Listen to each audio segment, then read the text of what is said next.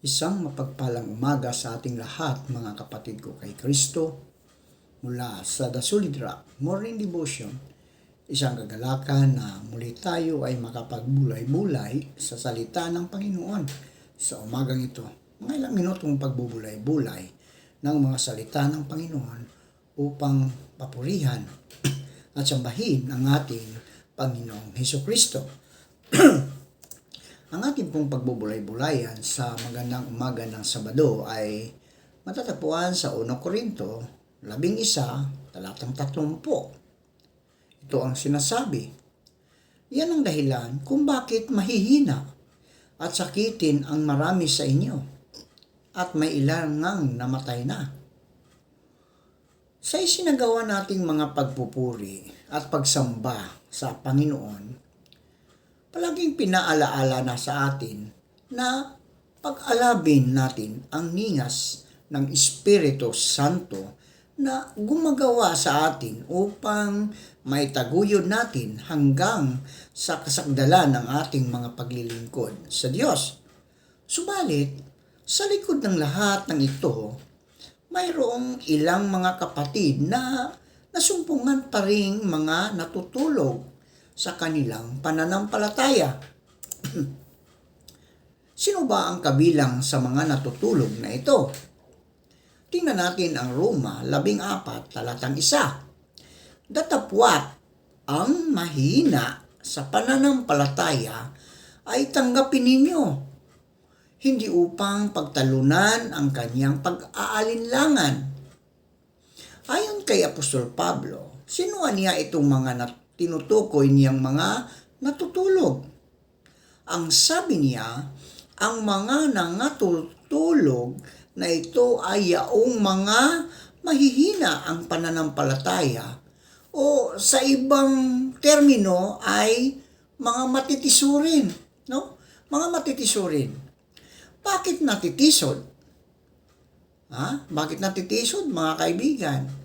Sapagkat hindi pa lubos ang pagsampalataya niya sa Panginoon at aral na kanyang tinanggap. Ano kaya ang sanhi ng kanilang pagkatulog o pagkakatulog? Ayon sa unang Timoteo 5, talatang 6, datapwat ang nangapapakabuyo sa mga kalayawan, bagamat buhay ay patay. Marami talagang nahihimbing dahil sa pagkahumali sa iba't ibang uri ng kalayawan. Ito ay malubhang sakit, mga kaibigan. No? Malubhang sakit sa pananampalataya na maaaring ipanghina at kaniyang ikamatay. Tayo po ay manalangin. Ama naming Diyos na mapagmahal, Ikaw ay napako sa krus dahil sa aming mga kasalanan. Salamat, Panginoon, sa walang katapusang pag-ibig na inialay ninyo sa amin. Aming itinataas sa iyo ang aming mga kapatid sa pananampalataya na nangangailangan ng kagalingan dahil sa mga karamdaman. Naway abutin mo sila, O Diyos, at ibalik mo ang kanilang mga lakas na nawala dahil sa mga karamdaman, at ito'y pagalingin mo. Aming inilalapit particular, Panginoon, ang Ate Lita Reyes na nagkaroon ng karamdaman at nasa hospital. Maaari siyang nakalabas na ngayon, Panginoon, sa Estados Unidos. Patuloy mo siyang abutin at ibalik mo ang lakas na nawala dahil sa karamdamang iyon, Panginoon. Amin inilalapit sa inyo ang mga naghahanap buhay sa mga lansangan tulad ng drivers, mga naglilinis ng kalsada, mga traffic enforcer. Panginoon, ingatan mo sila sa lansangan. Ilayo mo sila sa anumang kapahamakan. Proteksyonan mo sila sa mga masasama. At ikaw, Diyos, ang maghari sa bawat puso, sa bawat tao, Panginoon. Amin din nilalapit sa inyo ang aming mga kaibigang mangingisda na sila ay ingatan mo sa laot ng karagatan. Tulad ng pag-iingat mo sa iyong mga apostol na naroon sa laot, nang ang malakas na bagyo o hangin ay kanilang nararanasan at ito iyong pinahinto.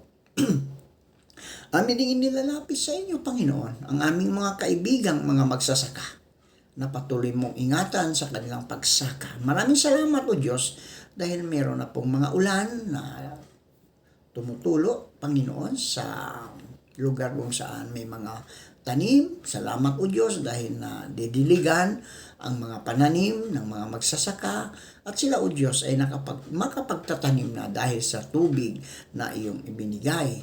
Upang marami pong aanihin, O Diyos, ang aming magsasaka at marami ding makapaghanda ng pagkain sa kanilang mga hapag, lalong-lalo na ang mga tao, ang mga anak mo, Panginoon.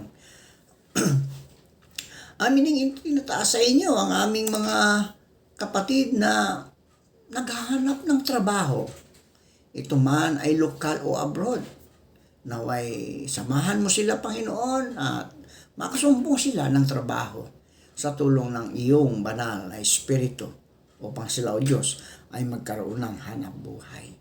Maraming salamat, Panginoon, sa mga kasagutan sa aming mga panalangin. Sa pangalan ni Jesucristo na aming Diyos at tagapagligtas. Amen. Paano naman natin makilala yaong mga mahihina ang pananampalataya? Ayon sa Pahayag, Kapitulo 2, Talatang 4, ngunit mayroon akong laban sa iyo, na iyong iniwan ang iyong unang pag-ibig. Nanlalamig ang pag-ibig nila sa Diyos. Akala nila'y masigla nilang tinutupad ang kalooban ng Diyos. Pero nakikita naman sa paglabag. Bakit sinabi ng Diyos na nanlalamig ang pag-ibig nila? Bunga ito ng kanilang pagkilos na sumisintro lamang sa pagbibigay daan sa kasiyahan at kapurihan ng tao. Nakakasiguro ba tayo na bukod tangi sa lahat ay iniibig natin ang Diyos kaysa sa tao? Baka iba na ang pinangangaralan natin. Ang mga tunay na lingkod ng Diyos, mga kaibigan, ay nag-uukol ng pagsunod ng walang pasubali, tanging sa Kanya lamang, sa Panginoon lamang. Ayon sa Pahayag,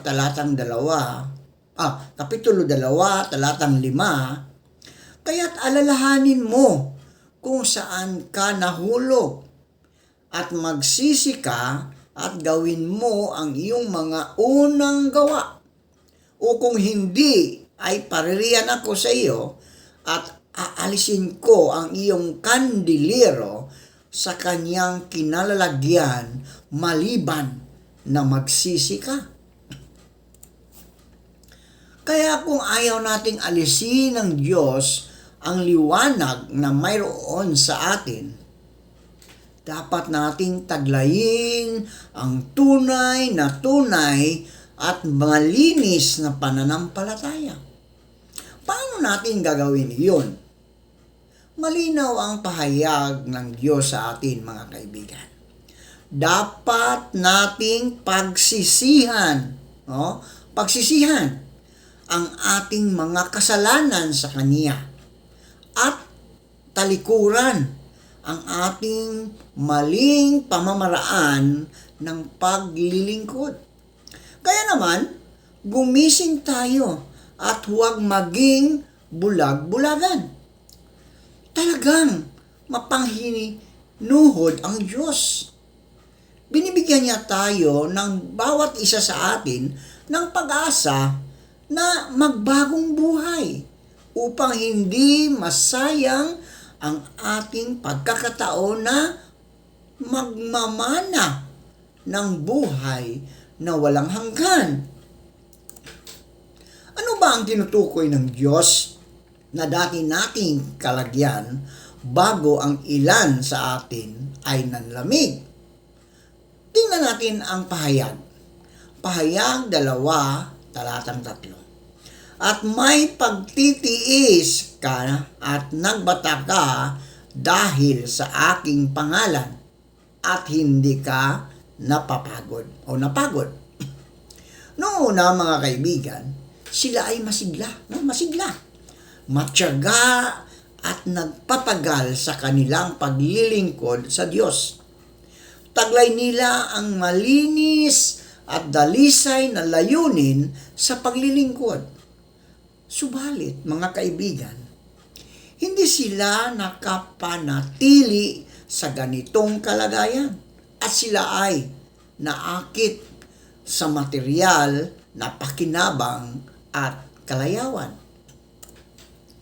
Sa anong dahilan naman dapat magising ang mga natutulog? Ayon sa 1 Korinto 15 talatang 34, gumising kayo ng ayon sa katuwiran at huwag magkasala. Tingnan mo, gumising ayon sa katuwiran at huwag magkasala, sapagkat may mga ibang walang pagkakakilala sa Diyos. Sinasabi ko ito upang kayo'y kilusin sa kahihiyan. Ang payo sa atin ng Biblia, mga kaibigan, ay gumising tayo sa katuwiran ng Diyos. Ano ibig sabihin niyon, mga kaibigan? Hindi dapat tayo makitang nakahanay sa mga taong hindi kumikilala sa Diyos. Kung gayon, paano tayo gigising sa katuwiran ng Diyos, mga kaibigan? Tingnan natin ang pahayag 3, talatang 2. Magpuyat ka. Ayun ang sinasabi sa pahayag, no? Magpuyat ka at pagtibayin mo ang mga bagay na natitira na malapit ng mamatay, sapagkat wala akong nasumpungang iyon mga gawang sakdal sa harapan ng aking Diyos. So ang lingkod ng Diyos, mga kaibigan, nagising ay yaong hindi nagpaalipin sa kalayawan o sa kasalanan. Hindi nagpapadaig sa lahat ng alalahanin sa buhay na ito at patuloy siyang sumusunod sa aral at utos ng Diyos. Ayon sa pahayag 22, talatang 12, at sinabi ni Jesus, makinig kayo, darating na ako, dala ko ang mga gantimpalang ibibigay sa bawat isa ayon sa kanyang mga ginagawa. Sa mga katuwid, mga kaibigan, dapat ay maghanda na tayo sa nalalapit na pagsalubong natin sa muli niyang pagbabalik, upang tayo ay maging karapat-dapat na magtamo ng buhay na walang hanggan, ay magsigising tayo mula sa pagkakatulog upang ihanda ang ating mga sarili na tanggapin ang ating mga gantimpala. Diba? So, patuloy tayong magpuyat. Hindi ibig sabihin na hindi naman tayo natutulog. Kung hindi, magpuyat sa pananalangin, pagpupuri sa Diyos, pagbabasa ng kanyang mga salita upang maihanda natin ang ating mga sarili sa pagbabalik niya para masalubong natin siya na maluwalhati at tanggapin ang mga gantimpalang ibinibigay sa atin ayon sa ating mga ginagawa, mga kaibigan. Saglit tayo mo'y manalangin. Salamat, Panginoon, sa gantimpala na iyong ibinigay sa iyong mga anak. Salamat, Panginoon, na patuloy kaming magsibantay, magpuyat, upang sa pagdating mo, O Diyos, ay madatnan kaming gising na nagpupuri sa iyong pangalan. Panginoon Hesus, dalangin ko sa magandang umagang ito na pagpalain mo ang lahat ng mga nakikinig sa iyong mga salita. Ingatan mo sila, Panginoon.